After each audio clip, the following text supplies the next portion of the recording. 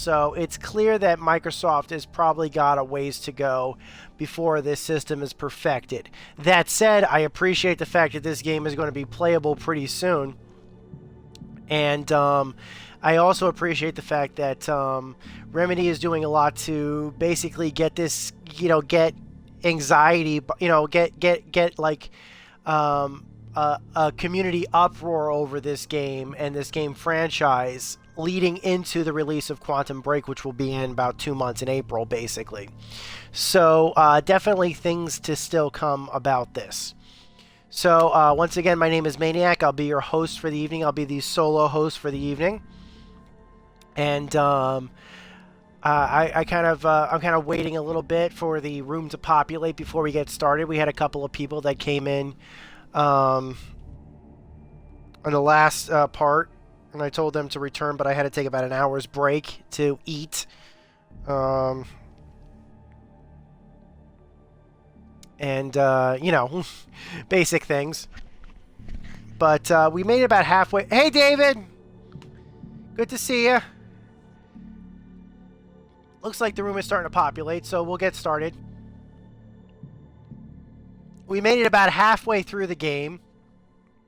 And anybody just wants to post a comment, go right ahead, and we'll get started. It thinks it has an Xbox 360 memory unit. It does not.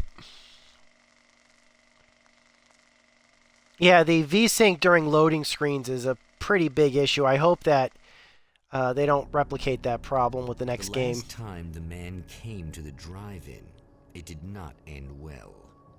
He hopes to avoid that fate this time. He hopes that what he has brought with him to this place is enough. Okay, well, he wants me to get the building generator key from here. As I was saying before, I just love these film titles. Aren't these great? There's really good attention to detail here, let me tell you. Adults. They really did a good job to try to... Oh, yeah, I was just asked if I'm excited for Quantum Break. I am... Get the power back on. I really am excited for Quantum Break. You again. I'm really just here to get the keys so I can get the power back on. Do you want to hold me down? It's okay. I know you like that. Yeah. This game got a T rating. I don't know how. Like your wife. Little wifey.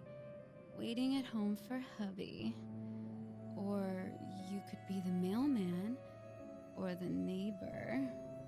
I'm already married to someone who isn't crazy, thanks. I'm just gonna go and get the power back on. Aww. Look, I may or may not be back. I have the access code to the booth already, so once the power is on... You should totally come see me. We could have fun. You know. We'll see how it goes. You should sit down or something. Try to stay calm. I don't want to be calm. I want to be nasty. I want to be nasty with you. Yeah. Okay. You could do anything you want. You can use my... Let's not even go there. I was hoping that you'd remember more, but I guess that was too much to ask. Yeah, right now I'm kind of torn. Right now I kind of feel like I was just basically told by David that his favorite game is Max Payne. David, can you hear me okay out of curiosity? I'm using a microphone. I know that seems to work better than the Kinect microphone does. Can you guys hear me okay? But yeah, you were telling me that your favorite Remedy game is Max Payne. I used to write on a Max Payne website, actually, many years ago. If anybody who's seen my first part, I talked about that a little bit. I got interested in Alan Wake simply because it was made by the team who made Max Payne and Max Payne 2. And immediately that struck a chord with me. I knew these guys made some good games. And that's another reason why. And I played Alan Wake. I played the first Alan Wake. This is obviously technically the second Alan Wake game. Yeah, I know Remedy is good. I know Remedy is good at making games. And so I am super excited. Okay, I am being heard. So, yeah. I'll talk about Quantum Break after this. But I see we have a caller. Hey, you're on the air with Eddie. What's up? Hey, Eddie, it's Ricky. You talked about fate before. You think about that a lot? Not a lot, to be honest, but I take it you do. Oh yeah, oh yeah. Any conclusions you'd care to share, Ricky? Well, we've got free will, right? That's in the Bible and everything. Yeah, right, sure. So free will, right? Am I right? I mean, if we can do what we want, how can there be fate? I mean, you don't know what's gonna happen next, so there's no fate. There's just people doing stuff. Well, I don't know, Ricky. Very deep. I don't suppose you have considered the possibility that we're all here in the service of a greater purpose, incomprehensible to us, And that what we take to be freedom is nothing more than the move of a pawn on some cosmic chessboard, limited in scope, subject to the whims of unseen players, existing only for their entertainment. or perhaps we're just a twisted Reflection of actual events that can happen elsewhere. Could it be that such is life in Night Springs? Dude, what? Food for thought, Ricky. Food for thought.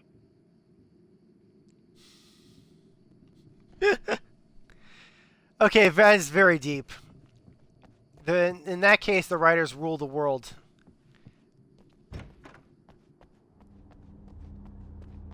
Okay, let's get going.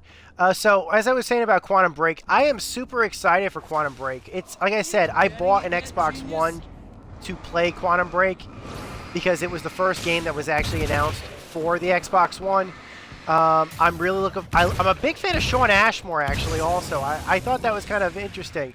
The game is not long. A couple of hours. I've already played about halfway through it, and the second half isn't as long as the first.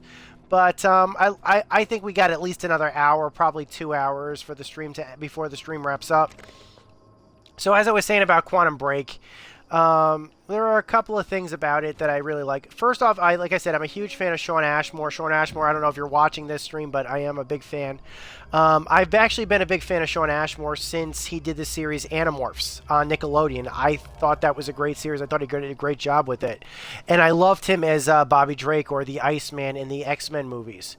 So, because I remembered him not only playing Bobby Drake, but I remembered because I had watched the Animorphs series before then. I was so happy that they kept him around in all the X-Men movies. So he's starring in Quantum Break. I can't wait to see what he brings to the role. Scratch his back. And the physics are borked.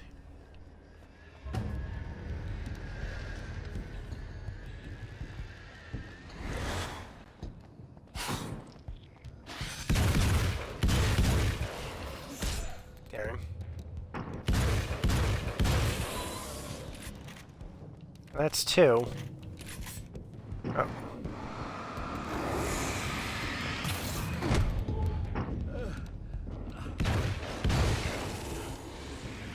Did I get him? I'm hurt.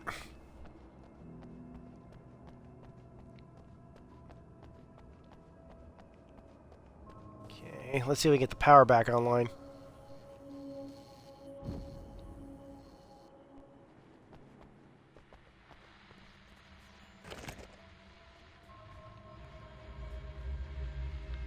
Yeah, as you can see, this does seem to have a few hiccups. I want to talk about Alice. Oh no. Just look at her. She's really beautiful, isn't she? Your wife. Well, our wife, really. Alan Wake will be added to Xbox One. I was just told about this. Don't worry. No, they are bringing Alan Wake as backwards compatible. It will be added soon. If I wanted her dead, she would be. I've been around for a while now. So talented. You haven't seen her new work, of course. Oh, it takes my breath away. Really, she's that good.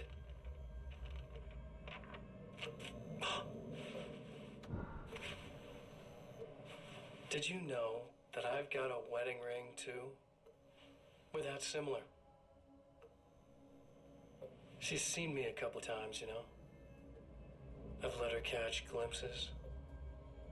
She thinks she's imagining things, of course. She thinks you're dead. It might as well be. I mean, even if you manage to keep surviving, you'll be in my trap forever. So I'll go to her. It'll be an amazing moment. Oh my God, you're alive. I'll be the good, loving husband for as long as I can stand it. She'll love it. And then, one day, somehow, it'll happen. Maybe I'll slip up, she spots something, or maybe she just starts running her mouth. And then, I'll do it.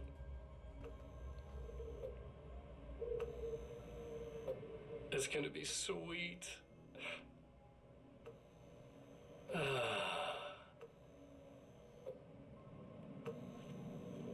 My darling wife.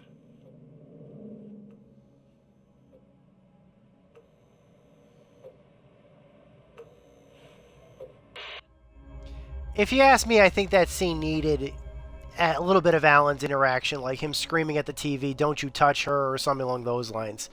I don't want to get too specific about what, should have happened, but it seemed like Alan, because I remember the first time I saw that sequence, I started screaming, "Don't you touch her, don't you do that,"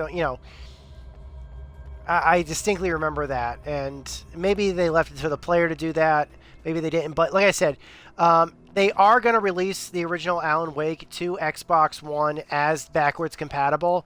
There are going to be 3 ways you'll be able to play it. One, if you have an original Alan Wake disc, you just pop that in and it should work. The second option is obviously if you have the downloadable version of it through the Xbox Marketplace, you should be able to download and play that on your directly onto your Xbox One. Or the third option is I'm pretty certain you'll be able to play on the Quantum Break disc. So if you get the disc for Quantum Break, kind of like how Fallout 4 could play Fallout 3, you just pop in your copy of Quantum Break and that should work too. So it's not out yet, but it should be out pretty soon. Do I have any? I don't.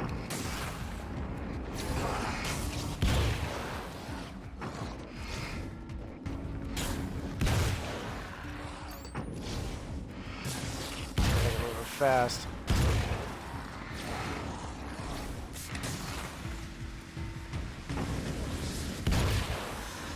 They're moving way fast.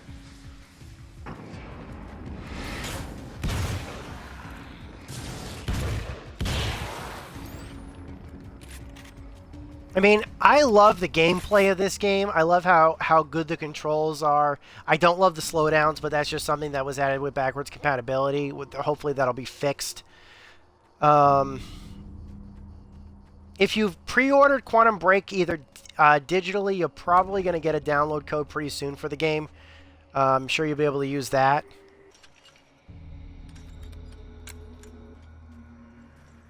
Alright, let's see what horrors they have in mind for us this time.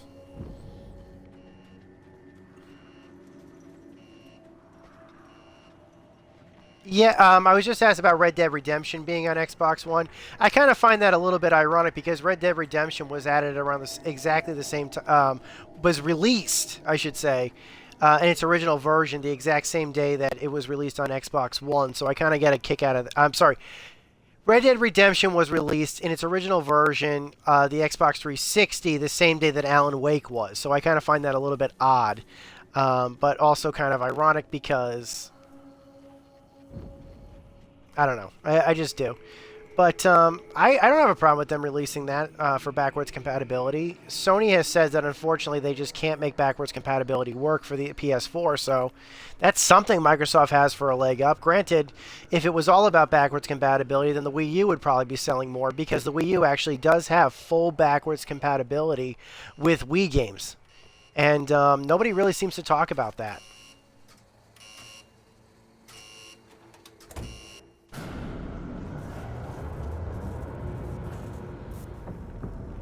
Oh boy. Girlfriend, look away.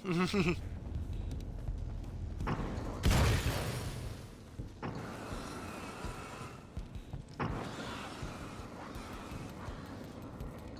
think the light should be able to... Oh, crap. I think I got him. He's the ones in this area. Oh crap, I guess not. I hate these things, they're so creepy. Okay, I think I got him.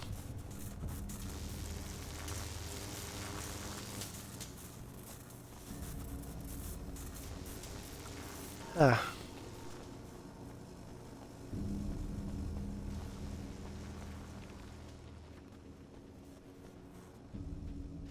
Okay. Well, yeah, they had that problem with the with Alan Wake's American Nightmare as well. This was originally released early too, and that caused a couple of issues with some people that didn't like that they released the game and then pulled it back. But I think they said it because they were still testing the game and they might have made a mistake with releasing it early. I'm sure Red Dead Redemption will be coming in, but we might have to wait a bit more. It might need more testing, basically.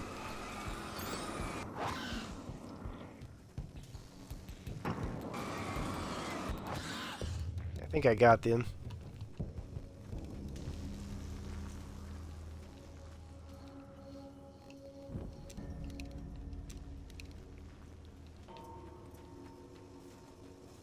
Okay.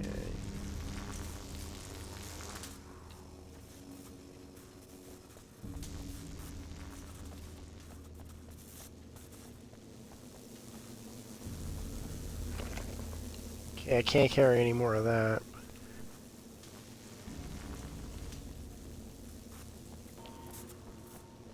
I'd like to see what Microsoft plans to do. You know what I'd like to see? I'd like to see, like, you remember what Microsoft did with Halo 5, with the Halo 5 stream, where they had a live broadcast on Twitch and on YouTube and everything? I'd like to see them do something like that for Quantum Break. I mean, show the first episode of the series, and or at least one of the possible episodes of one of the possible first episodes of the series. You know, something like that would be really cool. Okay, I have to go back to the shotgun.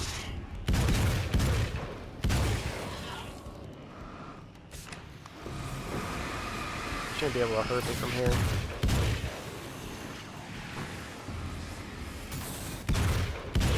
Burly Man. Now, yeah, so that probably means that Final Fantasy 13 is going to be a problem. I also heard you're probably not going to be able to play Final Fantasy 13 because that was on multiple discs. Ditto for like Dead Space 3 and stuff, or and 2. One that probably won't. I also heard that it's impossible for them to port over any Kinect games. Apparently, the way that the Kinect the Kinect for the Xbox 360 function is completely different than how the Kinect for the Xbox One functions, and because of that, there's just no compatibility there between calls. So you won't be able to play a game like, let's say, Rise of Nightmares, or not Wavy Tube Man. I can't remember, or I can't, that Twisted Pixel game, Gunslinger or something, or Gunstringer.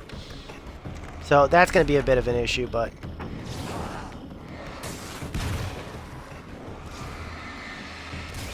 So there's definitely a reason to keep your 360 and your Kinect around. And plus, there's probably just going to be some games that you won't, they just can't port for legal reasons, or because the publisher doesn't want them to. I mean, they're bound by that, basically, so that's a bit of a problem. Okay, let's go for those fountains. Oh, fighting in the fountains.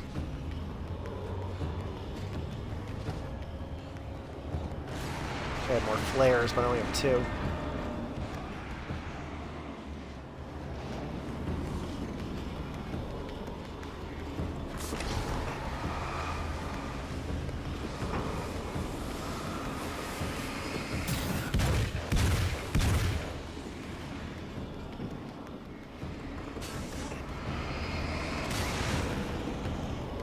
Oh boy, they spawned.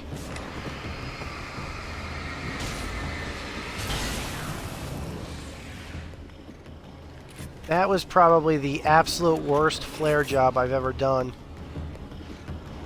Well, that's cool. I really liked Mass Effect. Well, actually, no, I never really played Mass Effect 3. I played some of Mass Effect 1. I never played Mass Effect 2, although I have a copy of it. And I never played Mass Effect 3, although I did like the demo. Just one of those games, unfortunately, I could never get a copy of. I'll try this, see if this works. That works. That's good. Alright, that's one thing.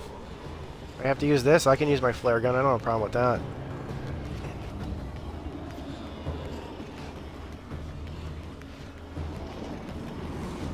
Still looking for flares. I don't see any more of them.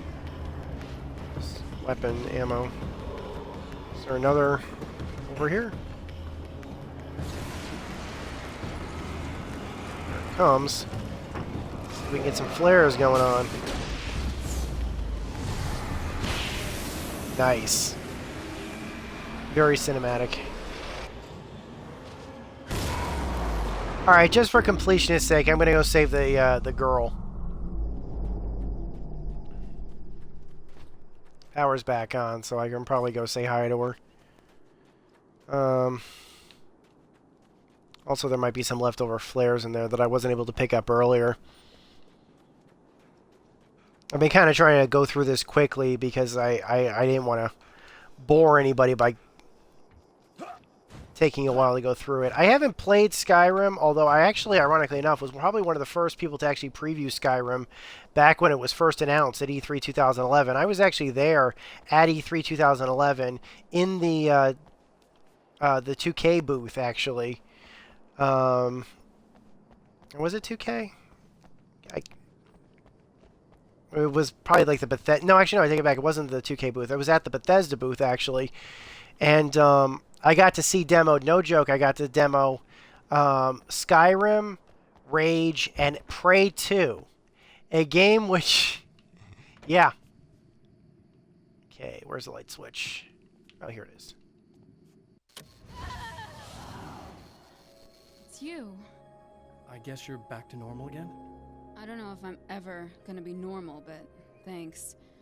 I know you didn't have to come back for me like this. I couldn't just leave you like that. I'm sorry about the whole thing. Not your fault. At least I'm not Little Miss Whoreslut anymore. Ugh, that's just... Hey, thanks for not, you know, taking advantage. No problem. Okay, again, this game got a teen rating. I don't know how with that kind of language, but hey. You don't seem too weirded out even though this is happening again. Honestly, that pales in comparison with having that thing inside my head. I mean, it's crazy, but... I understand. It can really mess you up. Plus, this is weird. I think what he did left something. I can feel that things are different. I just know that time's acting wrong. I don't know how to describe it. It's like I can sense it. I'm not surprised. A close encounter with these forces, it stays with you. Changes the way you see things. Some people can't deal with that. They just lose it. Well, it's early yet. I'm not ruling anything out. Okay, David just said that he's disappointed Prey 2 got canceled. As someone who's actually seen real gameplay footage of Prey 2, at least during... this was footage that was never released. This was not pre-rendered footage. This was actual in-game footage that I saw. And I was a huge fan. I say this also as a huge fan of the original Prey game. I am not disappointed that it was canceled. And I will tell you why. Because that was not a Prey game. It was basically... I would say that what the version of Prey 2 that I had seen was not a Prey game. It was Blade Runner. It was a Blade Runner game. I am not kidding. I am not exaggerating. What I saw was not a Prey game. It had maybe, we saw like a good minute or two of the aesthetic of Prey with none of the gameplay of Prey. And then it just moved on after we saw it to something else entirely, and it was not a Prey game at all. If you had played Star Wars Bounty Hunter on the PS2 or the GameCube, you have played Prey 2. If you had seen Blade Runner, you've played Prey 2. At least the version that I saw. I am not even slightly disappointed that it was canceled. It was not a worthy successor to Prey. It didn't follow up on any of the concepts that Prey had. It didn't use any of the concepts that the original Prey had. It was basically just another story that happened in another universe with another character. It just seemed like Human Head wanted to make a Blade Runner game, and they slapped the Prey license on it. And then they made an opening level to basically try to tie it together. There was nothing that I saw in my Prey to demo experience that made me think, oh, this is Prey 2. Now, granted, I felt the same way, but worse, when I first saw the demos and the concept art for the original, for Max Payne 3. But at the very least, after having played Max Payne 3, which is the final product, it was obvious that the negative publicity that they were getting after the initial concepts came out for Max Payne 3, that the developers and the publisher took a step back and gave the developers the extra time to take this concept that they had, which was supposedly Max Payne 3, and actually add concepts to it, and levels to it, and storyline moments to it, to make it a worthy game of the Max Payne series. So, from what I saw, it was not a Prey game. It was Blade Runner. I'm gonna go make my way into the projector booth. Okay. Is there anything I can do? About the situation, I mean? No, it's a trap for me.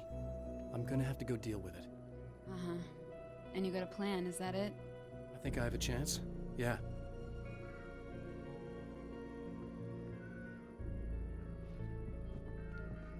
Let's see, is there any... Probably take some of this stuff. I can't use a flashlight in here, so I don't see anything else. I remember the physics on one of these chairs was borked in the original game, but other than that, the Xbox 360 version of this was actually fairly stable.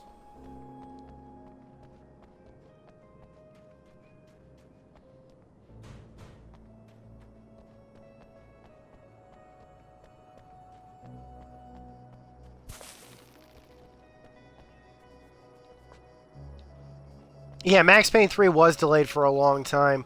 I remember, in fact, if memory serves, they were... how do I put this? The guys who published the Max Payne games and then later bought the rights to Max Payne... Hey, P. Angel. How's it going? The guys who had the rights to it, what is it, Rockstar? I don't know what they're calling themselves now. At the time it was called Take-Two. You guys might know them as Rockstar Publisher because they bought the name after Grand Theft Auto 3 when got crazy successful. They kind of changed their name to Rockstar, but they also have the license of 2K and stuff like that basis. So I can't remember who made the game exactly. But the original concept for it was that they were planning on making it even after Max Payne 2 was released. Even though the financials for Max Payne 2 were not as good as Max Payne 1, some people chalked that up to the fact that Max Payne 2 was not as long as Max Payne was a very short game. Which is true, it kind of was a short game. It was a good game, it was a polished game, but it was short. The Champion of Light knows that the time itself is about to end. At least for him. He can feel the dead end rushing towards him. But there is time to act. Incomplete or not, he has the weapon. I don't have the whole thing, but maybe it's enough. Okay, back to what I was saying. It was good enough that it definitely merited a sequel, but at least for the original, for the property. So I don't know exactly when they could have started working on it, but they did hold back and they did delay the game because the initial release content of it was not very successful. People were very negative. You know, when the first concept art, we saw the balding, fat Max Payne in a wife beater shirt, a lot of Max Payne fans, myself included, cried foul. And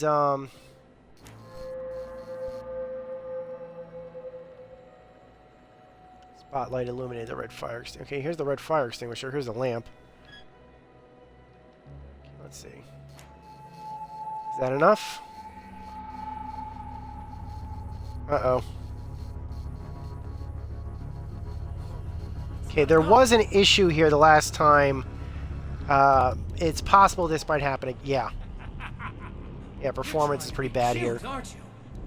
What are you up to? It's a waste of time, buddy. You should just lie down and die. Let me take over. This is the only thing you've got coming to you. From here to eternity. No matter how many times you come back.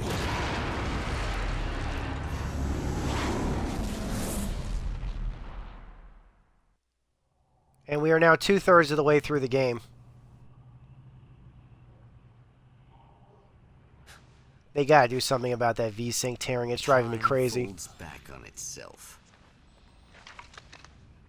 Again, his senses scream as the very impossibility of what is happening assaults them. But the champion of light endures. Okay, we're at the final stretch now. Each time he gets a little closer, each time another detail falls into place. Now the trap works against the Herald of Darkness. I wonder if we'll be able to finally save that poor girl this time, because in the previous loop we weren't able to save her. The previous 2 loops we weren't able to save her. Speaking of loops, there's one other thing I'm noticing about this. Is this reality? Is this not reality? People have been debating this for a long time. I mean, in the reality in the game. My opinion is that it's kind of both reality and not reality. I think the developers called this is probably somewhere where the membrane of reality is very low. Oh, crap. Holy shit! What are you, the King Hillbilly?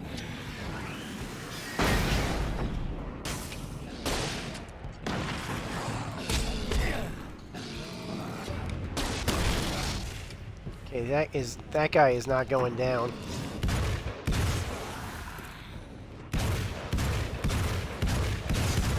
Got him.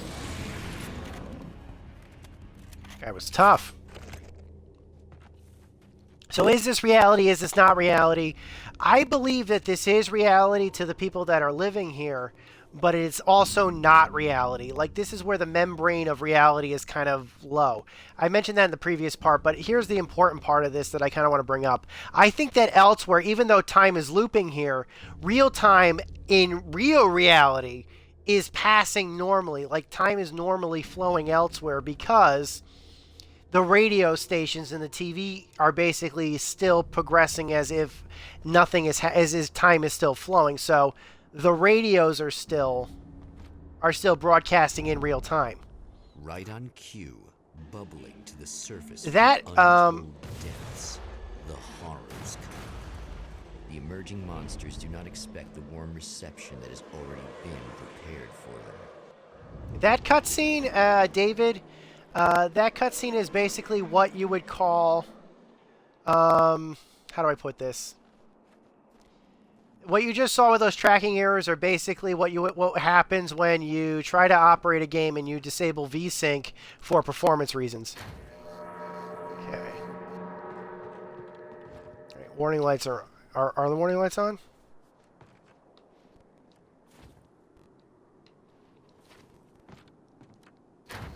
No. Okay. Wheel was in place, oil was flowing, battery was on. Okay. Looks like she did all that. Start the oil flow. Yeah, that's VSync. Likely Microsoft disabled it for performance reasons. Now let's play the CD. And once again we hear this song.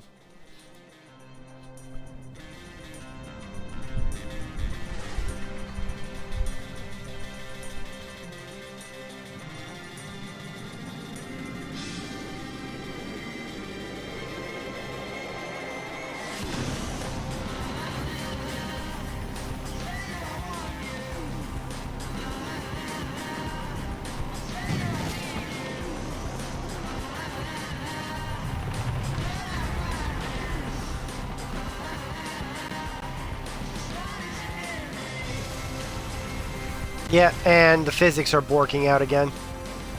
This is not me, and this is not you. Do not adjust your systems. This is just the game running poorly right now. This sequence, it always runs poorly because the physics system is borked. It just doesn't... they just didn't do a good job porting it to the ones processor yet.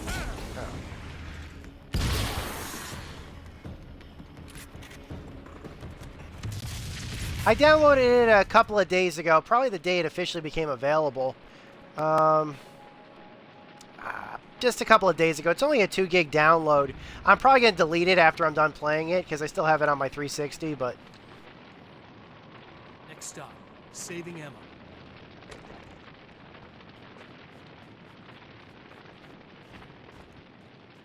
Let's see if I can even save Emma. Another man might be shocked to find himself near Night Springs, and indeed to find the town in Arizona as opposed to any other place it might be in. But for the champion of light, the obvious taint of corruption he senses here is of far greater interest. Okay, that's the exact same line that was delivered in the last section, so I'll ignore it. Okay, moving on. Oh boy, here's another one of those guys.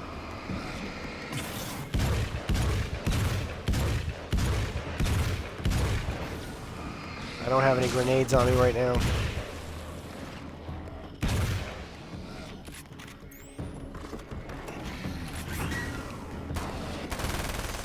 Got him.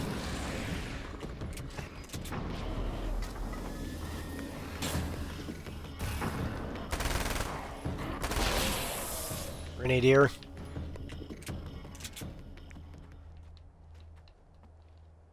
So one morning I was running. It was in the fall. It was about 6 o'clock in the morning. It was Forgot about the this sun- Easter the egg. sun was just coming up.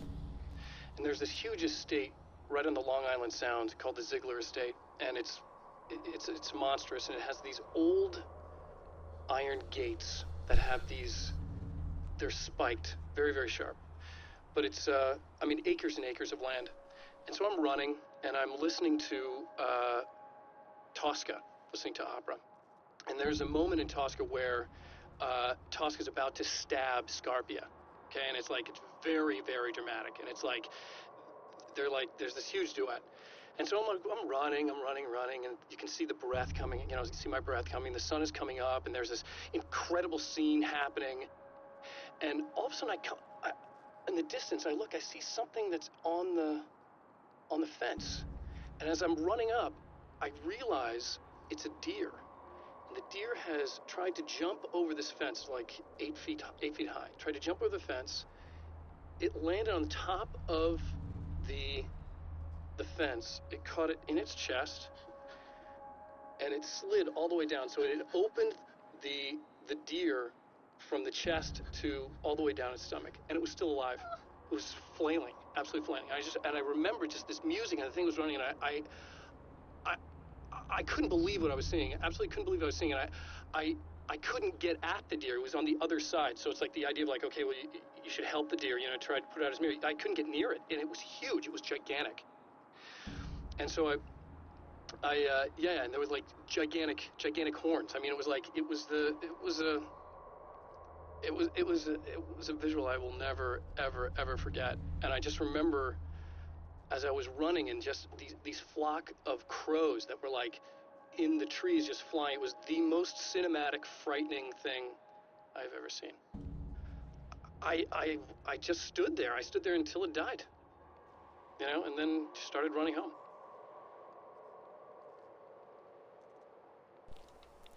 What you just heard is not. That's likely a true story. I forgot about that section. It's an Easter egg. It's that what you just heard was basically not in character. It was probably something that the voice actor for Alan Wake actually said during a recording session, and the developers just put it in the game, as an Easter egg, basically. So what you've just heard is probably real. It wasn't something that was written. I'm pretty certain that was just an Easter egg, because the developers were talking that they added that outtake. So I forgot about that. But this time I just went, oh, he's gonna be right along to save my ass. Oh boy. Not as long as I show up, I guess.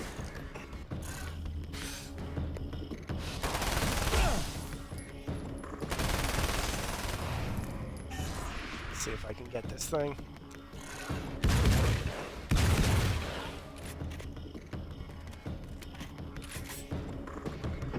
Big guy. Here we go.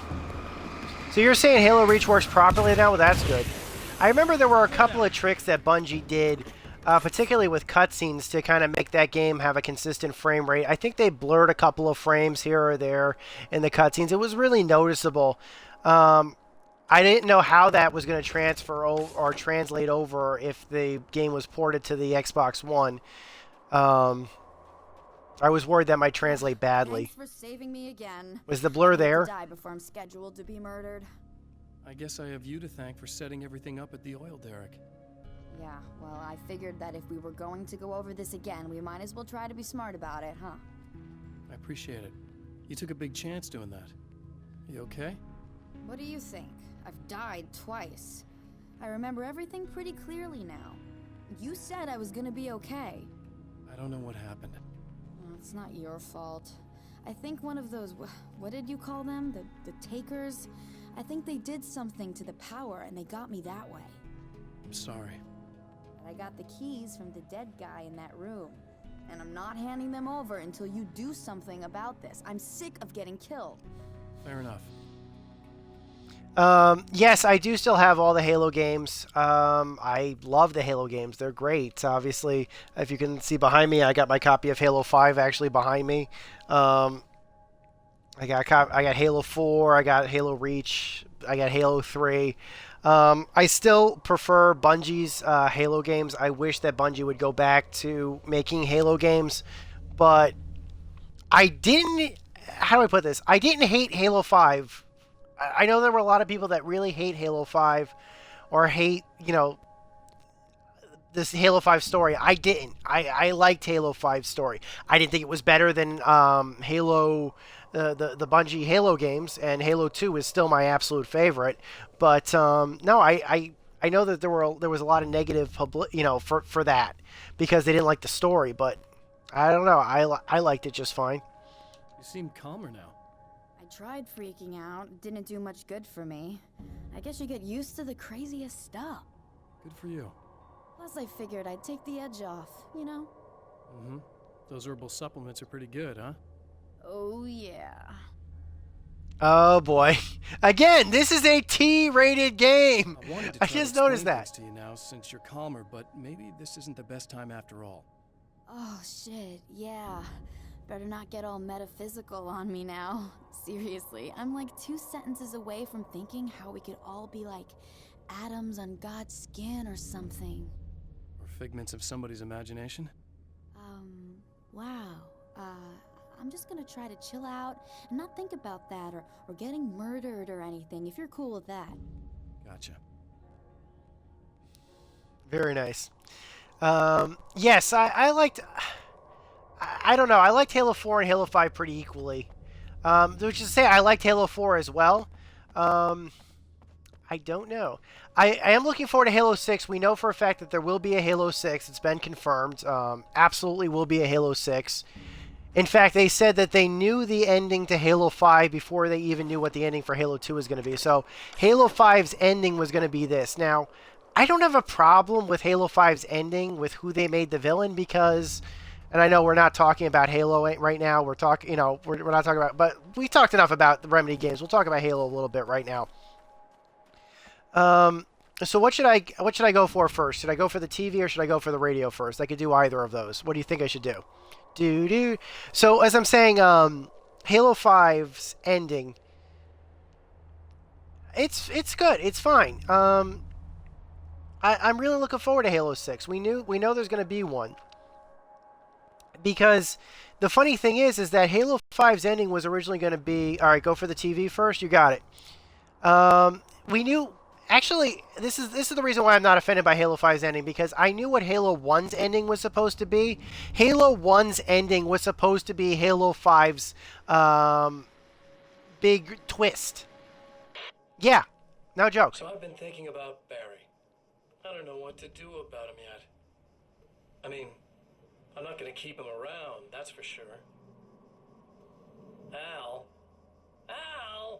Ugh, little parasite. Your best friend. Really? That's the best you can do? I liked him.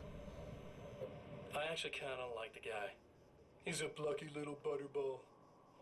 He plays the clown. That's a hard road to take. But I don't need him sticking his fat face in my business.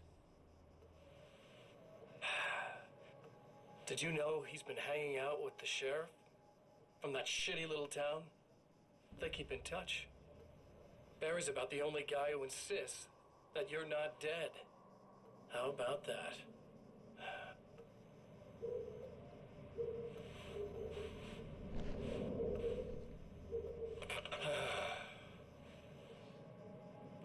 I might keep him alive for a while. Just to see him go to pieces when I fire his ass. Yeah. Yeah.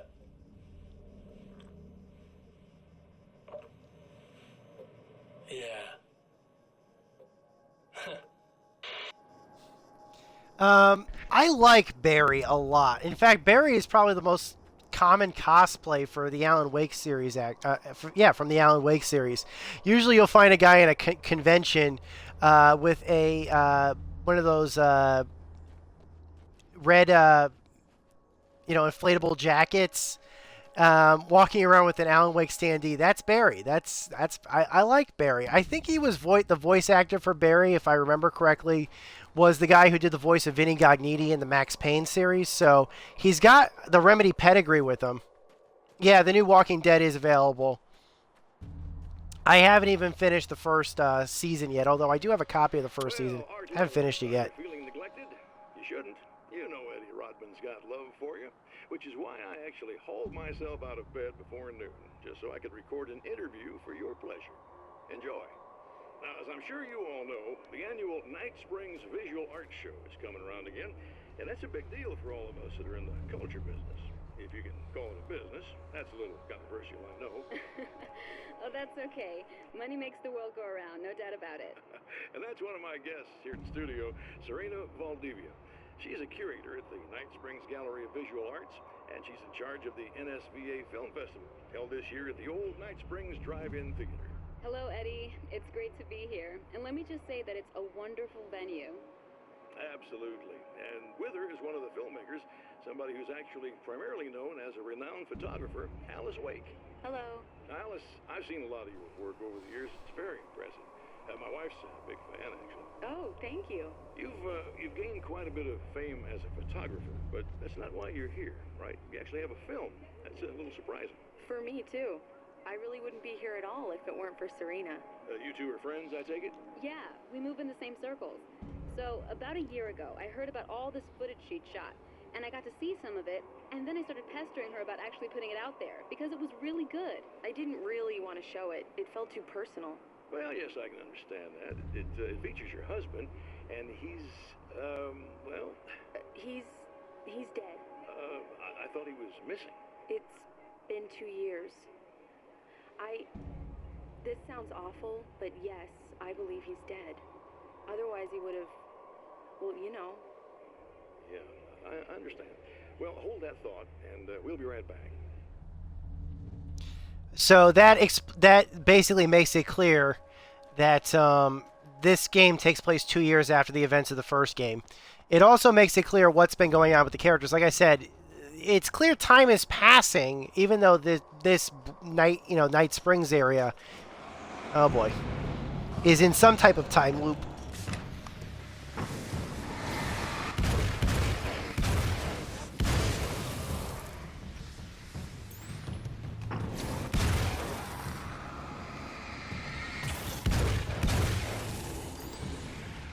It just seems like the rest of the world seems to be going on normally because the radio shows and stuff like that. So I think we're okay here. Let's check the fuses. Let's see. Can we save this poor girl? Alright, that should be okay. No, I have not played Everybody Goes to the Rapture. I'd like to, but I just don't have the... There's just so many expensive games going on right now, I haven't been able to pick one up. Or download it. That's a relief. Here's the keys that you needed. Thank you. Hey, I have to tell you, at the diner, I went there with him. The guy who looks like you, okay? I know I said that I didn't. Yeah, I figured. Want to talk about what happened at the diner? There was this guy from the observatory, and he just attacked the poor dude, smashed his face into the tabletop a bunch of times. It was horrible. I didn't know that he was gonna do that. I swear. And I just ran. I just left him there. I didn't even try to help. There was nothing you could have done. It's not your fault.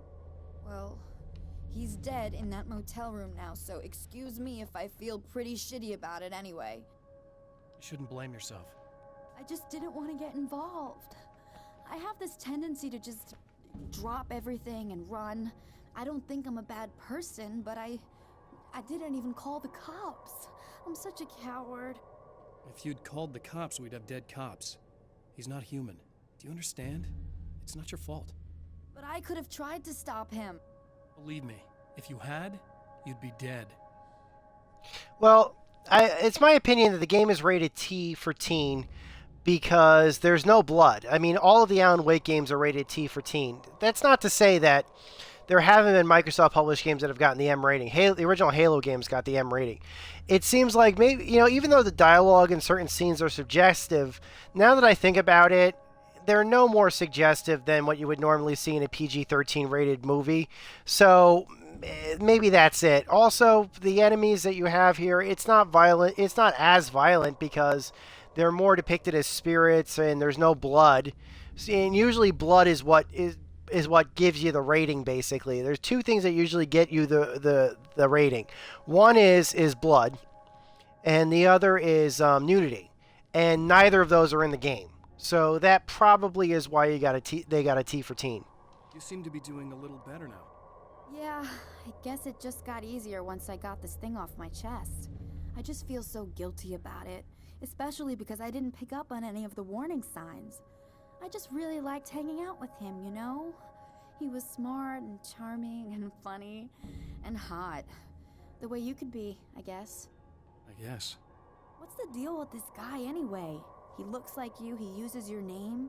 Why does he do this stuff? I'm not sure myself. Maybe he's just evil or my dark half.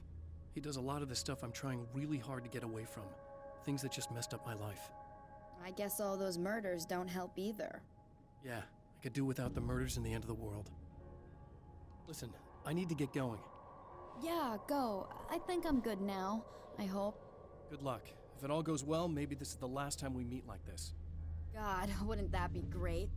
Just keep those lights on, okay? Okay. Hopefully this girl will survive this particular time loop. There's going to... Dave, I don't know if I told you this, but... there's going to be Alan Wake references in Quantum Break. Did you know about that?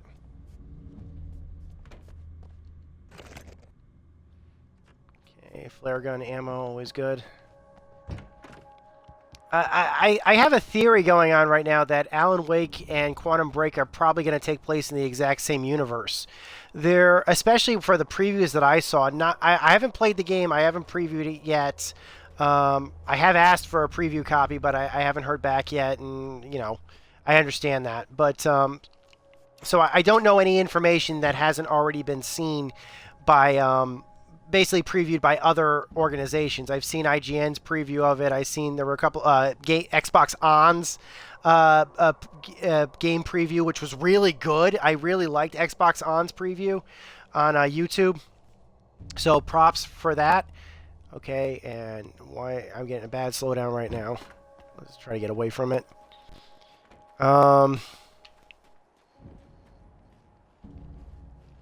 Okay, moving on. But for the previews that I saw, there are just a lot of Alan Wake references. Sam Lake is going to make a cameo appearance. No, it doesn't. It doesn't allow... the Xbox One does not show the chat streaming, and that's a bit of a problem. I kind of prefer, especially if I'm in a conversation, if I'm having a chat conversation, like on the PS4, for example, I kind of want those conversations visible to anybody when I have this video recorded, but, that's just not something that Twitch allows right now on the Xbox One. I'd like to see that. That would be nice. At least give me the option for it. The PS4 allows it.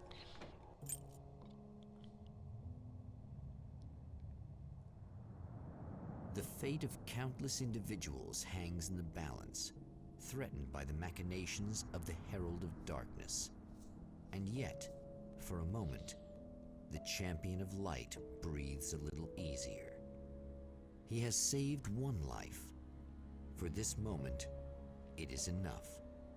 And soon, perhaps, he can put an end to this. Okay, we're 7/9 of the way through the game right now. Yeah, far as I know, as for direct Alan Wake references, at least the ones that I saw for the previews, there is a Alan Wake blackboard, like very early on in the game. For what he hopes is the final time, the man feels anticipation and dread in equal measure. Soon, he knows he will have what he needs.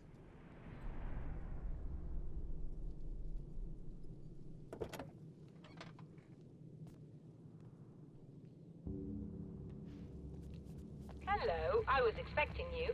I've already taken care of the imaging array, but you should still look into securing the primary coolant flow. With some luck, you may be able to light the area before these things even show up. Alright, let's try that.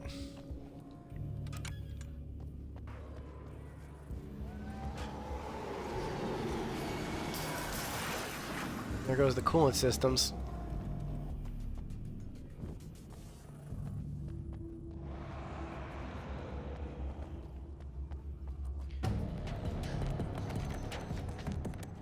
Yeah, I heard there's a blackboard with all kinds of Alan Wake information on it. The writer for Quantum Break is a guy named Sam Lake, who also wrote the Alan Wake games. He's going to have a cameo as a detective looking for a writer. It's heavily hinted that, you know, the person Sam is looking for is, in fact, Alan Wake. Although I don't know if he's actually named directly. I think he's named on the blackboard, but I don't know if he's named in the series. I haven't watched the series yet. So yeah, it'd be nice to see, like, Microsoft do, like, a Twitch stream, like what they did for Halo 5. Oh. Ow. And maybe broadcast part of the series, maybe like the first episode or something. Or the introduction cutscene or something like that. That'd be really nice. I mean, they did it for whenever a new Halo game comes out. When Master Chief Collection came out, they showed the first episode of Halo Nightfall when, you know, Halo 5 Live happened about a couple months ago. They showed the first episode of Halo The Fall of Reach, even though that was a movie in which it was titled The Fall of Reach, and Reach did not actually fall in the movie. So, go figure what that means. Okay, flare gun ammo.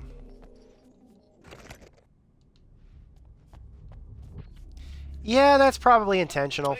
I've been told this reminds him of Groundhog Day. That's probably intentional. There have been Groundhog Day movies. I'll talk about that in a minute. Is that a sore subject for you? Well, a little bit.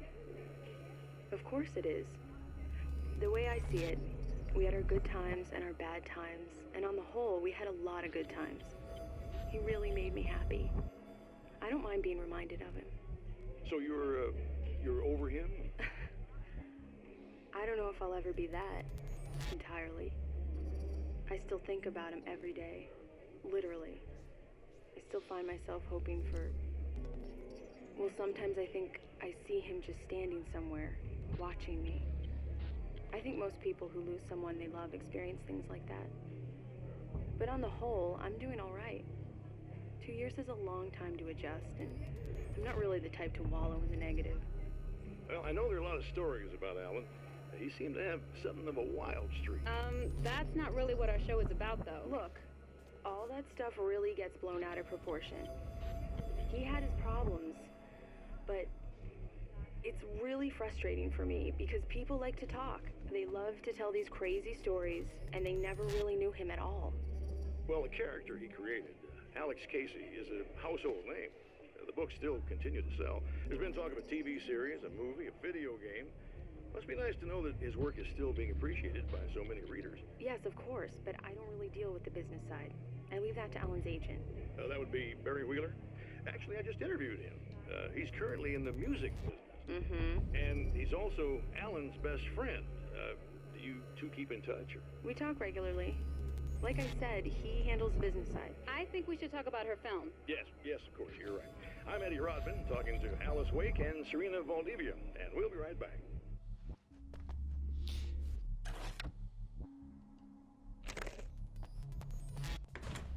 Okay, moving on. So, I don't know where I've seen this, but I remember that after Groundhog Day, the movie came out, Roger Ebert or Gene Siskel or both of them reviewed some movie that name escapes me because I don't even think they said what the name was. It was basically the exact same movie that didn't have Eddie Murphy in it. It was about some young guy, but it was basically the same concept. It was a young guy interested in a girl. Oh, Kojima Productions is back? Sony gave Kojima his company back to him. I heard Kojima was in the process of working with Sony to make a PlayStation exclusive game. And he had been touring several of the PlayStation exclusive studios like, what do you call it? Sony Santa Monica, who's responsible for the God of War series and producing some other, Sony downloadable titles. They usually have their hands in downloadable titles as well. But that's not, that wasn't unusual to me at least because Sony Santa Monica actually does have a lot of people just come in to tour, just to talk to people and stuff like that on a regular basis. I remember seeing footage in the God of War 3 documentary, which is a very good documentary about video game development. I remember that Stan the Man Lee, yes, Stan the Man Lee, the Stan Lee, came in to tour Sony Santa Monica. It's just basically something that they do. They'll have, experts or legends and stuff like that come in. So it wasn't unusual for Kojima to just come in there and say hi to everybody and tour and see what they were working on, because they do that quite often for, at least from what I've heard, I've been told. But it was nice to see that Sony was doing that for Kojima because he is such a good guy. I've never met the man, unfortunately. I only once had an opportunity to talk to him, and I just didn't have a chance to.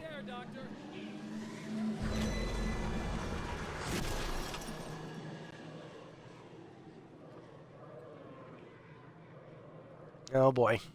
Now I gotta deal with throwing cars again. I think the closest I ever had a chance to speak to Hideo Kojima in person was shortly around the time, I think Peace Walker was coming out on the PSP, if I remember correctly.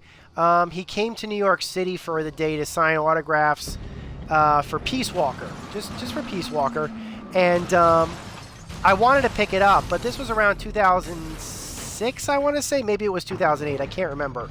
But I wasn't, I mean, even though I live about a train, I'm just a train away from the, from New York. I can take a train to go there. I was, this was before I had a smartphone, and I didn't know my way around New York City, and I wasn't going to go alone. And nobody, not a single person I knew, wanted to go with me, not one, which was such a shame. Now, this was before I was dating, so I wasn't really dating anybody at the time.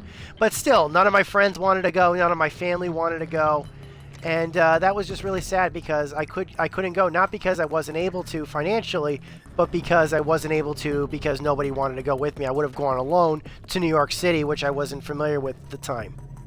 I later got over it. I mean, I did go to New York Comic-Con a couple years later, and I was able to get around New York Comic-Con, New York for New York Comic-Con. But this was after, I had I got a smartphone by that point. I learned how, I learned how the map system worked. I learned GPS, that kind of stuff. So, I did later get over it, but this was before that kind of technology was available to me easily. And that was kind of a shame because that was like my one opportunity to go speak to meet the man, and unfortunately I never could. I never did. Oh boy. I mean, he doesn't come to the United States that often. I guess maybe now he comes more often. But at the time, this was, like I said, this was before Metal Gear Solid 4 came out. He didn't come to the United States, at least at that time, all that often. And when he did, it was like a big deal.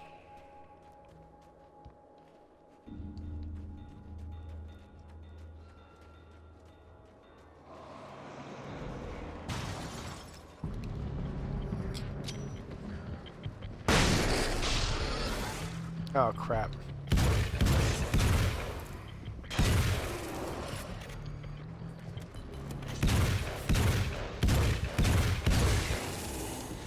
Forgot those guys.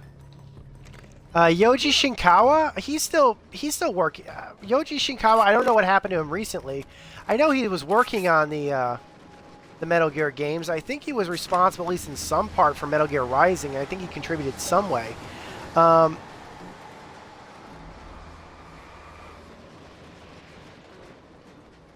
sorry about that. I guess that's not censored for...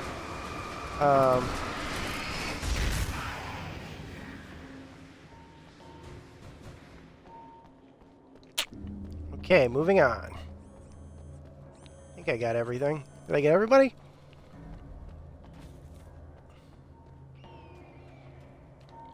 No, there's no checkpoints around here.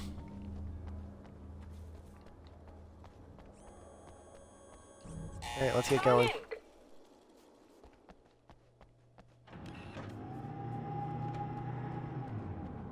Alright, let's see what Mr. Scratch has to say this time.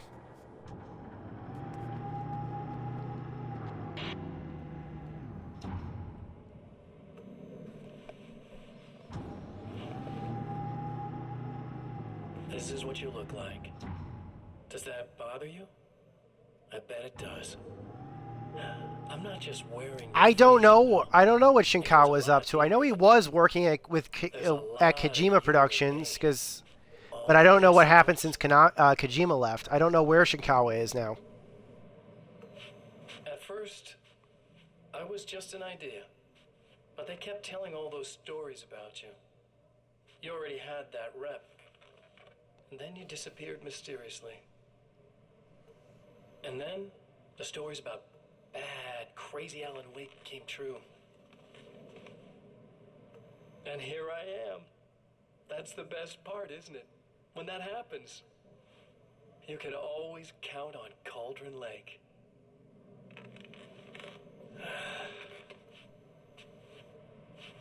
I'm just as real as you are.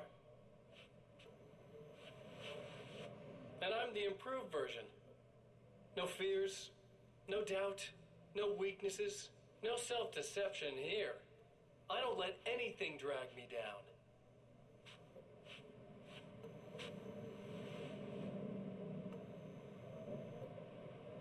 I know you like I know myself. I know it bothers you that I'm like this, that I use your name, crawl my way into your life. But I only do it because I'm better at being you than you ever were.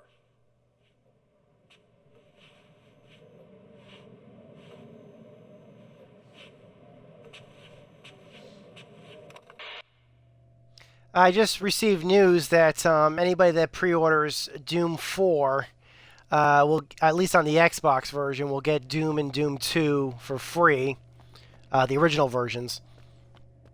I didn't know if I'm breaking news about that, but Xbox just made that announcement.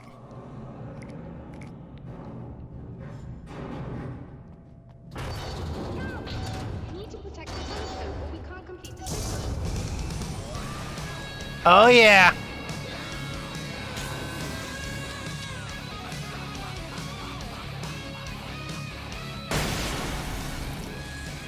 Beat the calculations on that one.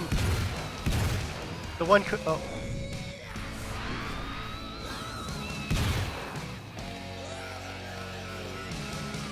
Ladies and gentlemen, Poets of the Fall.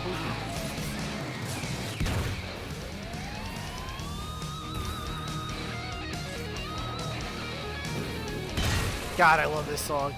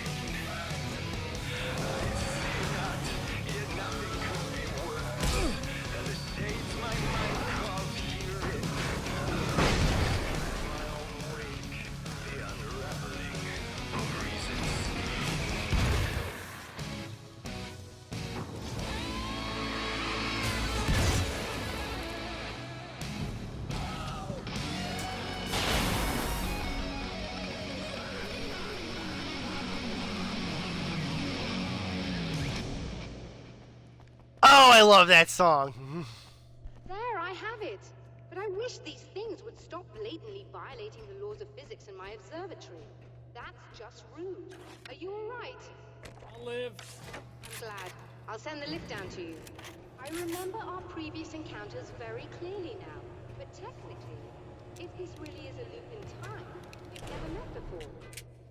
I don't know why our awareness persists, but it's bloody fascinating.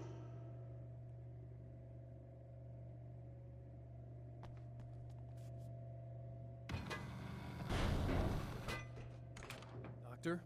You know, I know physicists who would give 15 years of their lives for a chance to experience something like this.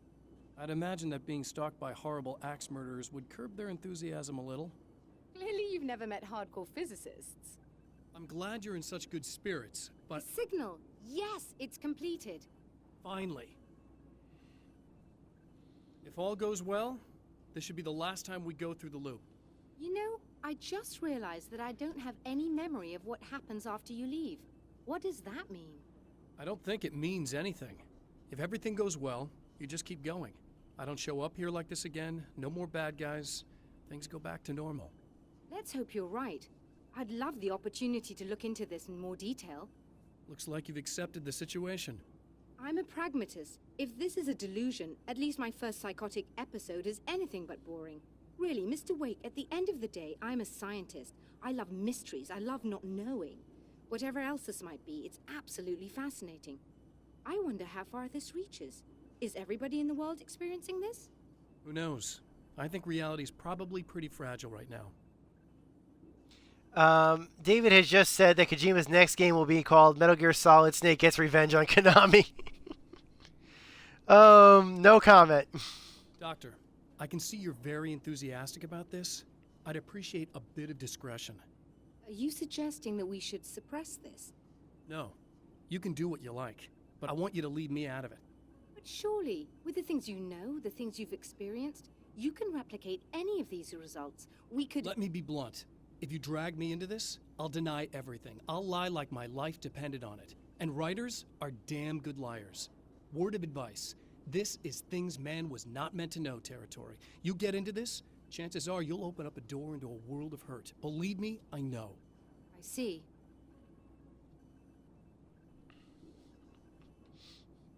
Again, I am a writer.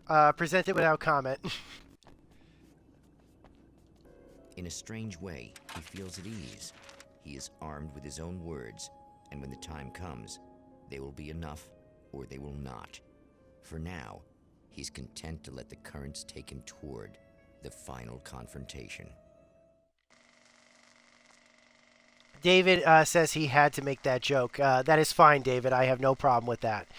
We are at the 8/9 part of this story. This is the final sequence of the game. Once more, we return to the drive-in. If he's aware of the absurdity of arming oneself with a few sentences and standing against a power that can pierce time itself, he doesn't show it. The man has his share of weaknesses, perhaps more, but cowardice is not among them.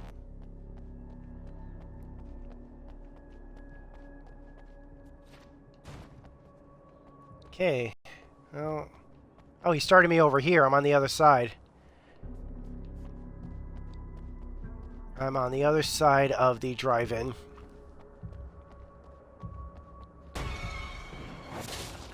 Oh, you got yourself a little plan, do you?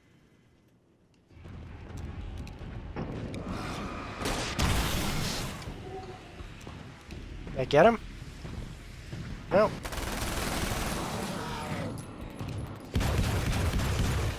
That got him.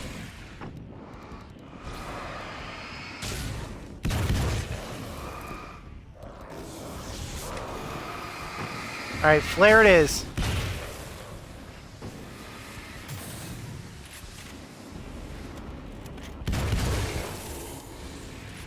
I've been told Kojima has a small role in Metal Gear Solid 5. I had heard that. I think he also might have had a cameo in Ground Zeroes, but don't quote me on that one as well. He had a cameo in Metal Gear 4. He's made appearances in his games. I know that. Usually as Easter eggs. He's done voice cameo. He's done, he was the voice of God in Metal Gear 4. I think he might have made a physical appearance, or at least a picture of him appeared in Metal Gear 4.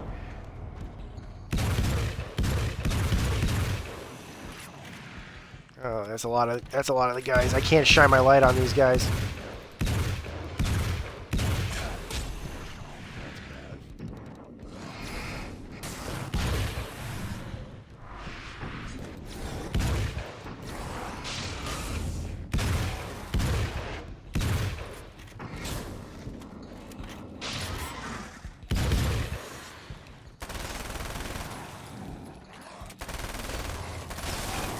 I'm out of ammo. There was a lot of guys. I had to use my whole freaking arsenal to take him out. I can't use flares against those guys that split up. Alright, here's some ammo here. That should work. I like this gun. I want to keep using it.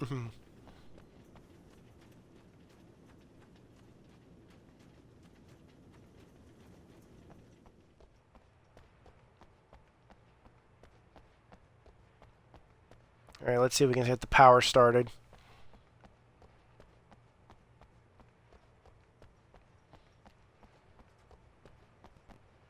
I don't see any spiders.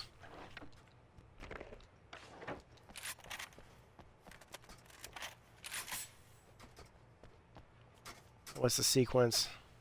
Okay. That should do it.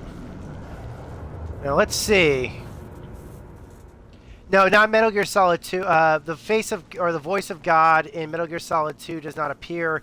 It's Metal Gear Solid 4 he appears in as the voice of God. He's credited as the voice of God in Metal Gear 4, although I don't know exactly.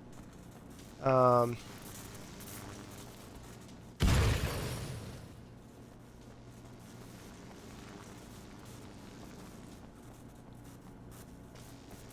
exact circumstances.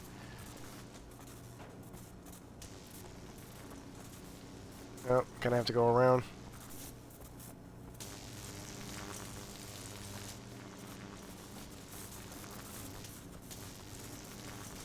Alright, going out.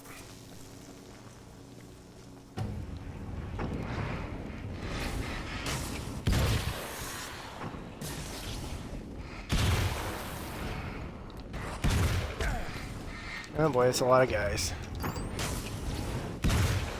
Come on.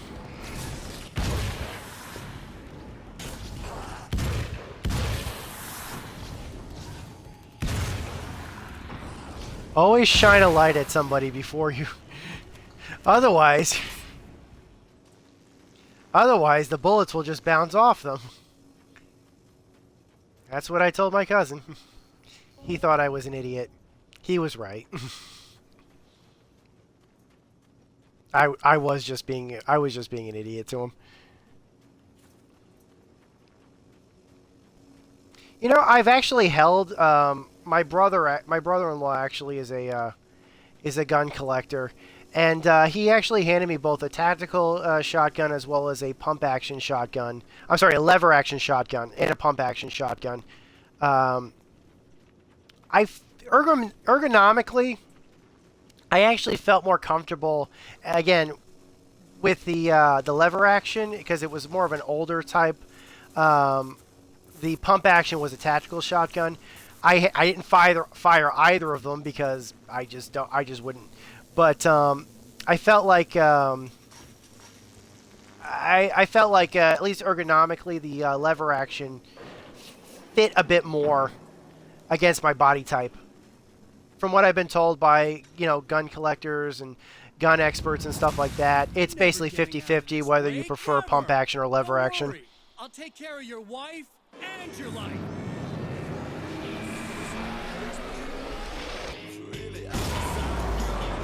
And we got some Poets of the Fall going on. Yes, he did tell us he was a psycho. He did.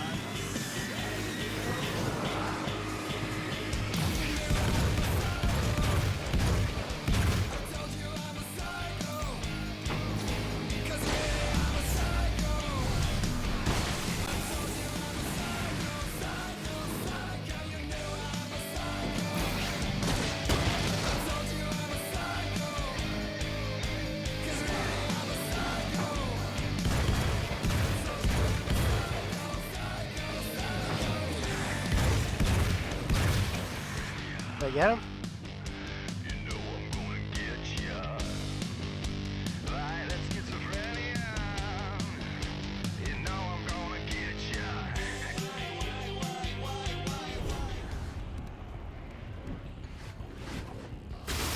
Car! I don't know what you think you're doing, but I'll send you right back to the beginning.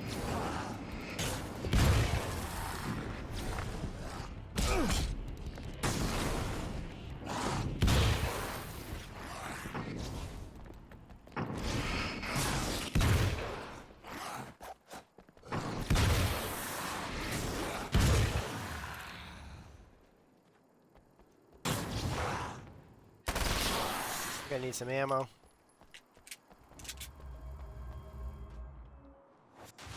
We're coming to the end. You think whatever it is you're gonna do is gonna make a difference?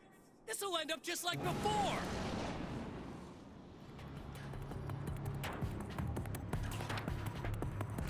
Alright. Load it up.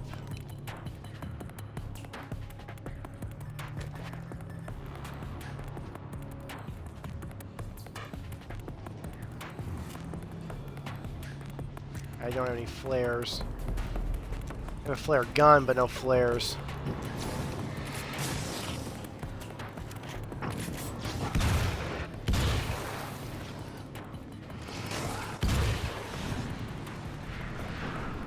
Still got it.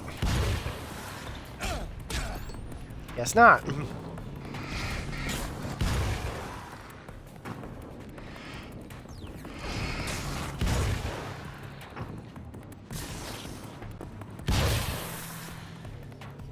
Okay, well, here's a bunch of them.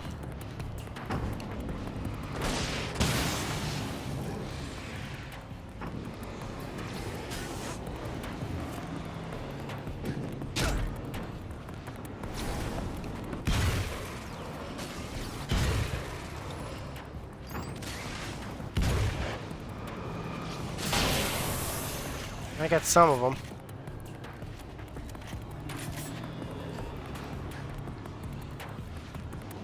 Okay. Mass Effect Paragon, I don't know if I've seen that just yet. I have seen a lot of adaptations, animated adaptations and CGI adaptations of video games. There are a couple that I'm really upset I haven't seen yet. I'm kind of kicking myself for it. Ones I really liked include the Dead Space games. Those adaptations, Dead Space Downfall and Dead Space, I can't remember what the other one is, but the sequel. I have seen the Dante's Inferno CG animated special, but oh god, now we got to slow down again. I did see the one for Dante's Inferno, but I was a little bit disappointed about that because it wasn't considered canonical. It was just a retelling of the original game, and which was obviously a retelling of the book. I missed. Got it. I've heard good things about Paragon, but I haven't picked up a copy of it just yet. I did pick up a copy of the Assassin's Creed animated movie, although I haven't watched it yet. I picked it up a while ago. You want to know how old I am? You want to know what the first animated, what do you call it? I've never seen the Street Fighter II movie, although there's a few reasons why. I haven't seen, I obviously have heard of it. Particularly because I wanted to be able to see the uncensored version, and if it was never available, although I think it might have been made available in the last couple of years. At the time when everybody was talking about it, it was only the censored version available in the United States, and because of that, I would not get it just on principle. If you want to know exactly like how old I am, one of the first animated movies I ever saw that was based on a video game was Sin the movie. And I remember looking for years for a decent copy of that on DVD, and I did eventually get my hands on one, so I'm happy about that. And while it wasn't that good, it was at least, what I wanted, I still wanted it.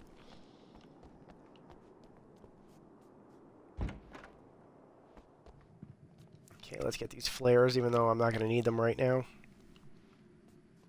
Oh, remind me I have to go take a look at that TV. I forgot to look at the TV. Oh, hey. I'm hoping I can put an end to this now. You'd better. I really don't want that to happen to me again. It's like somebody vomited in my brain, like a sleazy movie that keeps looping in my head. I'll stop this, I swear. You know the part that's really screwed up? If you mess it up, it'll just keep happening forever, right? I don't think I can deal with that. Don't think about that. I don't think of anything but.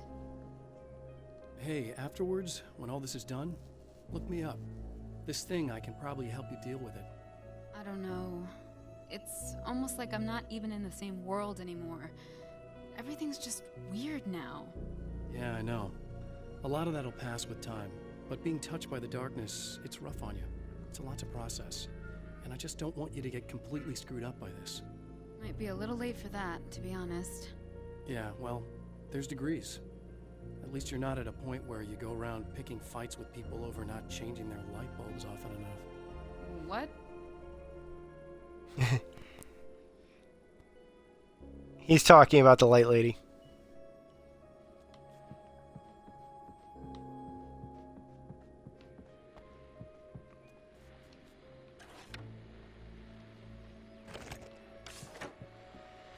Hello, folks, and welcome to the third part of our pre-recorded interview with Serena Valdivia and renowned photographer Alice Wake. So, tell me about the film. It's called Sunrise, and it really wasn't something I ever thought of as an actual film. It was just footage, things I saw and happened to shoot. I'm fine with game developers making their own movies. Down? You've got a great eye. Maybe. But experience is another thing. Because you're primarily a still photographer. Yes, exactly. So I'm really used to thinking of the world in terms of snapshots. I frame something and try to pick the right moment, and then reveal that moment to people. Moving images are a different story. I'm still learning a lot about it, to be honest. So, this is a new thing for you? Or maybe I'm just a slow learner. But showing it like this is definitely a new step for me. It's a little weird taking something this intimate and showing it to everybody. Not that the material itself is somehow shocking. It's just that those were private moments. But that's why it works, because it feels genuine.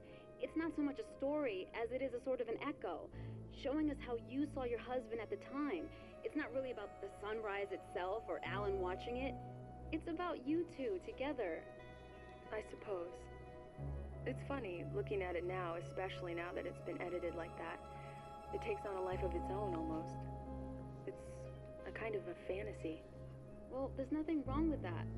No, you're right. I'm glad you talked me into it. It's kind of funny, Alan is kind of talking to himself right now. I think he got stuck in a bug. That'll probably go away, hopefully. Yeah, it looks like it went away. Or maybe not.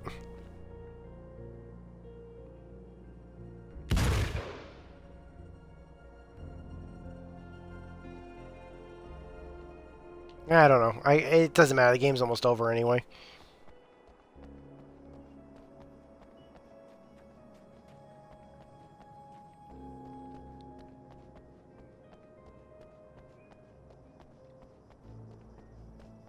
Okay, let's grab these weapons and get going.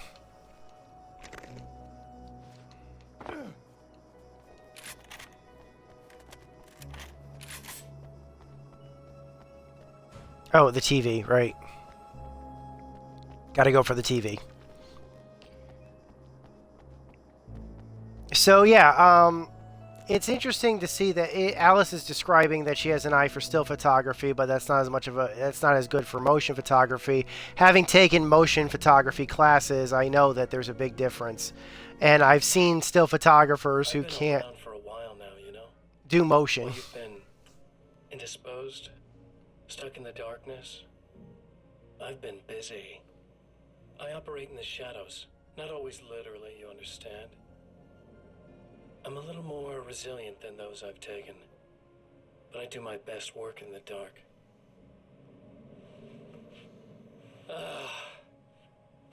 And there's so much darkness out there. It goes deep. And the things that live in it are vast, big bastards. They don't mind getting a little bit of elbow room.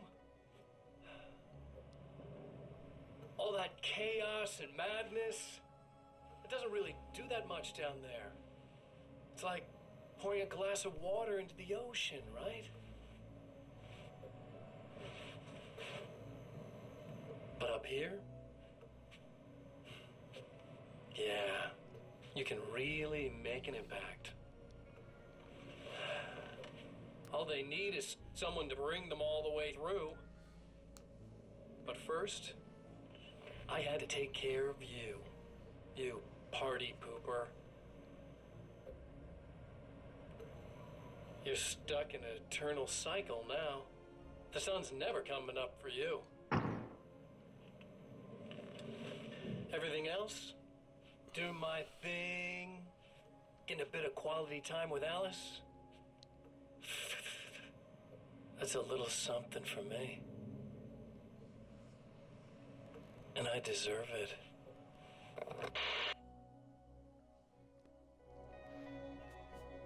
Okay, comment about Superman 64. There is a very funny video online.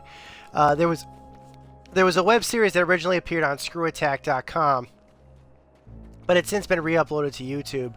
It's called Game Deals. It's about a video game store in Canada and the unusual people who work there, basically.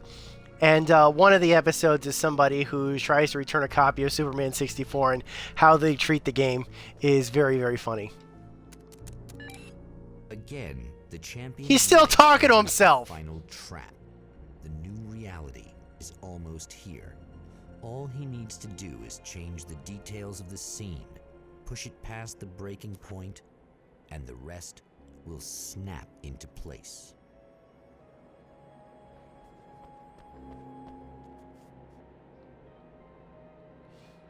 Okay, that's a bug. It was late at night. The summer was almost over.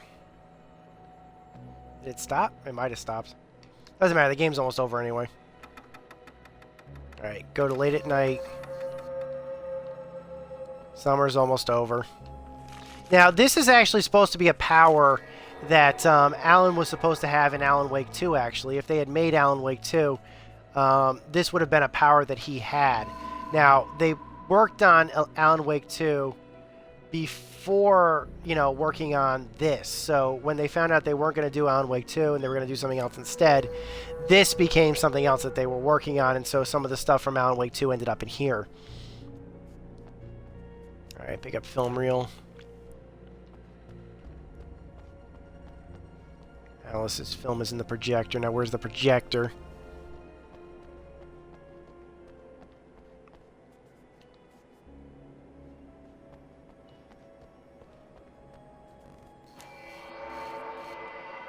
I think we got it.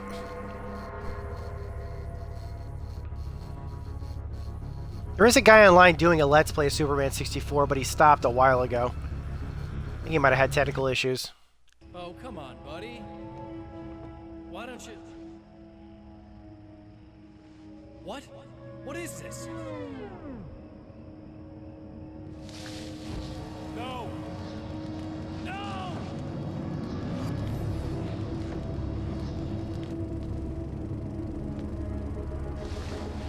You can't do this! All I did was take the things you always wanted and never had the balls to go for. It's my turn now. It's my life. It's my life.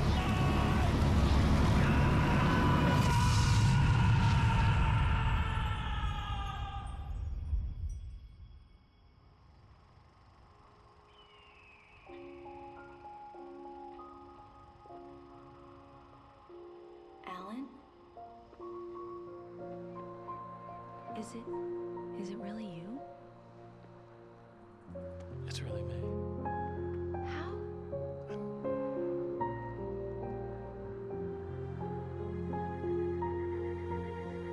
love you. I love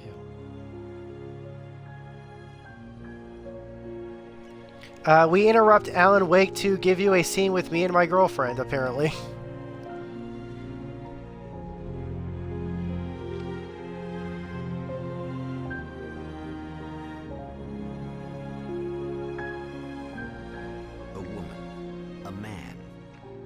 two lovers, held apart for far too long, enveloped in the light of a glorious dawn. They both feel it. He's home at last. Are these actual events, or merely a dream? A memory, or a glimpse of what is to come? One thing is certain. This scene takes place in another time and another place, far, far away from Night Springs.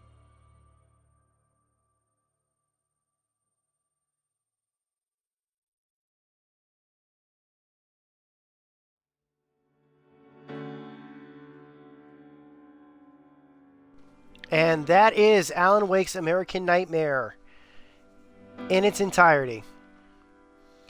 Final thoughts about it. Anybody has any final comments that they would want to make before we wrap this stream up? It's a great ending. I really do like this song. I've never played Superman 64. I don't plan on playing Superman 64. Want to know how old I am? I remember reading previews of Superman 64 before it even came out. The final product was a piece of garbage, but people expected that to be a good game, actually. They had some high hopes for it. They were wrong. I've never met Sam Lake in person, which is unfortunate. I'm a huge fan of his. He's kind of an idol of mine. I did meet the guy that was in charge of Remedy a couple of years ago, at E3 a few years ago. This was around 2011. They were not showing Alan Wake's American Nightmare at the time, but we did know that they were working on a new Alan Wake game that wasn't Alan Wake 2, they said, and I tried to get information from him, and he told me, no, we're not showing anything, so don't worry about it. Which I was like, darn! But he was a very nice guy, and he has been a really nice guy. I've stayed in contact with him every once in a while. He no longer works for Remedy, but no, he was very humble and everything. And you know, I found this a lot in a lot of these video game developers, especially like they're so nice. I mean, I've met guys like Randy Pitchford, who's the head of Gearbox, and he was just the nicest guy ever. I'm like, are you Randy? He's like, yeah, I am. Would you like to get a picture with me? I'm like, can I get a picture with you? He's like, absolutely, you can get a picture with me. Rod Ferguson, who used to work for Epic, he's now in charge of the Gears of War franchise over at Microsoft. And I met him a couple of years ago at E3 2011 as well, and he was just the nicest guy ever. So yeah, these guys are worth millions, and you know, they're willing to talk to just humble little me, basically. So what does that say? I don't know. I want Alan Wake 2. I guess those are my absolute final thoughts. I think Remedy should make Alan Wake 2. I want to see an Alan Wake 2. I also want to see Microsoft fix this game so it runs at a consistent frame rate. You don't need to go to 60 frames. I'm happy with 30. But when this game runs well, it runs well. When the game doesn't run well, it doesn't run well. And you just know that they can make the game run well if they wanted to. It's obvious that the hitches and stuff like that are not, you know, problems. Those are software bugs. Those are emulation bugs. They probably could be ironed out. Maybe some of it's in the original code, because I definitely remember a couple of hitches in the original code as well, but not as frequently as this. It's possible that the translation could have made some glitches that were not as noticeable, much more noticeable, or it's possible that Microsoft could have brought in glitches that weren't originally there. I don't know. It's not David Bowie. I think his name is Harncourt or something. He was the first artist credited. In the original Alan Wake, they did use a David Bowie song, Space Oddity. That was like, no joke. That was not the first time I had ever heard Space Oddity, but it was a very fitting song that they used Space Oddity. And of course, oh, there, right there. Night Springs episode return, written by Alan Wake. Alan Wake's journey through the night will continue. That means there's going to be a sequel. And in case you've played the Alan Wake DLC, if you haven't, it will be included with Quantum Break. What's this?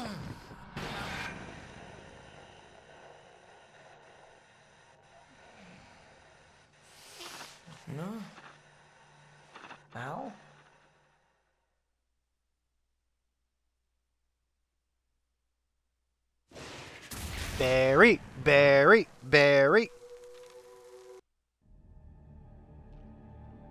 Okay, and I think that's where we're gonna leave it for tonight.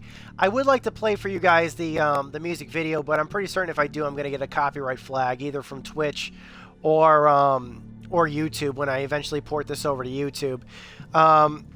Well, I've just been asked how I feel about David Bowie's passing. I am very upset about that. Obviously, his death is a tragedy. I think the man represented some of the greatest, one of the greatest artists of all time, at least of my era of my lifetime, and my parents' lifetime. Couple of things you need to know about me, or you'd like to know about me, just to say how much of an impact he's made in my life. Obviously, I used to answer all phone calls, ground control to Major Tom. Do you read me, Major Tom? My parents' friends hated me, with one exception. one of my dad's part suppliers immediately got the joke and said, "Well, this is Major Tom to ground control," and so one of my dad's friends or peers, whatever you want to call him, he got the joke, but not a single person, regardless of age. And it's always the same response I used to get from these just complete Philistines who didn't know the song Space Oddity. They just hold their nose at my parents and say, "Oh, I have better things to do than listen to it, than listen to music with my life." I'm like, what miserable life do you have if you can't appreciate a good song? I mean, and you literally will trash others simply because their knowledge and experience is greater than yours. I mean, seriously. But usually that would be the response I would get from people who'd complain to my parents that I'd answer the phone in that way, with the exception I listed previously. So, a couple of other things. I still want to make out with my girlfriend in front of the Berlin Wall, invoking the image that inspired David Bowie to write the song Heroes. In fact, before he died, when he'd ever do a music set in the UK, he would usually end his UK sets with Heroes, with the performance of Heroes, and I always liked that because I love that song. In my later... Yes, and Metal Gear Solid 3 did have a direct reference to Space Oddity as well. And Metal Gear Solid 3 did come first. But, Alan Wake did as well. Obviously, Major Zero's codename Major Tom. Do you read me, Major Tom? That has happened. That was a great reference, and that's another reason why, because I was really into Metal Gear Solid 3. I was really into Metal Gear Solid 3 at the time, and especially around 2005. So, yeah, I would be like, "Do you read me, Major Tom?" When I first heard that song, I'm like, damn, that song just is as good as everybody's. Because everybody would tell me for a long time, you gotta listen to that song. You gotta listen. Finally, I listened to it, and I'm like, damn, that is a good song. More recently, I've been really into Moon Age Daydream. That's like his song Moon Age Daydream. I've really been into that song. I actually had I went to a concert recently. Band was doing covers, and they were doing metal covers, like they were playing songs like "We Are the Road Crew" and stuff like that. And they did a Bowie song. It wasn't Space Oddity. I can't remember which song it was. But yeah, they did a Bowie song, and then they did... I kept thinking, for some reason I had Moon Age Daydream stuck in my head after they did their Bowie song. And I was like, man, I wish they could play Moon Age Daydream. And just as my thoughts made manifest, they played Moon Age Daydream, so I thought that was really nice. So yeah, I've been into that song more recently. It's on the Awesome Mix from Guardians of the Galaxy. So yeah, his death did affect me. He was a great artist, a great actor. We're gonna miss his work, but at the very least, we have his work to be appreciated. His songs are not going anywhere, thank goodness. And I can still listen to his music on my smartphone. I can still listen to his music on my computer. I can still listen to his music on the radio. We still have that. We still have something to remember him by. I can still watch his concerts when they're played on MTV Live HD. Okay, this is kind of funny that as I'm wrapping up this thing, having a conversation, just talking about David Bowie on a title screen, we're getting more people in here. I'm going to be wrapping up the stream, guys. We're going to be closing it up in just a minute or two. But any final thoughts, I guess you would say? Anybody want to comment about their final thoughts about Alan Wake or the Alan Wake franchise? I'll give you a minute. Go right ahead and just comment. For me personally, I think I've made my thoughts clear. I want Alan Wake 2. And my hope is that the Remedy and Microsoft's intention is the reason why they're re-releasing these Alan Wake games so close to the release of Quantum Break and making Alan Wake games available during this time, at this timing, is probably because that after Remedy releases Quantum Break, I hope that the next game that they make is going to be Alan Wake 2. I think that's just my opinion, but it seems like that was their goal. I don't, when there was that, when they did the Porygon, I think it was them. It just seemed like they were trying to get fan support behind them to show producers and publishers, yes, Alan Wake does have a following. Yes, we should make a new Alan Wake game. If it might be too late to make your voice heard, I think that if they wanted to hear voices, it probably should have been about 6 months ago, or give or take. But I have been vocal for a long time that there should be an Alan Wake 2. So, granted, I just have my website to comment about it. So let me. Okay. Sorry about that. We're just getting close to wrapping up. So, David, I want to thank you for watching the stream. I want to thank everybody else for joining us. I will be probably getting back to Final Fantasy VII on the PS4 after this. I just wanted to do this stream because I hadn't streamed Alan Wake before, and I wanted to be able to stream an Alan Wake game and have a record of me doing a Let's Play of this game, because I love this game, and I really would like to do a Let's Play of the original game, but I'll probably just wait for that to get ported to the Xbox One later on. So, final thoughts, make Alan Wake 2. I miss David Bowie. I hope you guys enjoyed the stream. This should be made available on YouTube. I'm going to be doing it at least in 2 parts, probably 3 or 4. I want to thank you guys again for watching. This is Maniac with GameAccess.net. Over and out.